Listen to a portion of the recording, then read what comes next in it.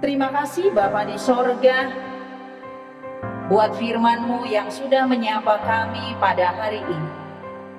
Di saat kami boleh menyaksikan anak-anak Tuhan mengucapkan janji mereka di hadapan-Mu. Biarlah Tuhan firman-Mu ini menjadi kekuatan baru bagi kami, agar apapun Tuhan, harapan, rencana-rencana kami rindu Tuhan ada bersama-sama dengan kami.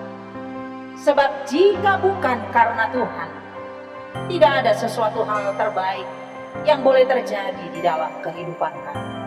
Terlebih Bapak buat anak-anak-Mu Anton dan Eni, yang sudah mengucapkan janji di hadapan-Mu, yang disaksikan oleh jemaat. Biarlah Roh-Mu yang bekerja atas mereka, sehingga mereka bukan hanya sekedar mengucapkan janji itu, tapi dengan ketaatan, dengan kesetiaan, mereka akan melakukannya seturut dengan kehendak-Mu.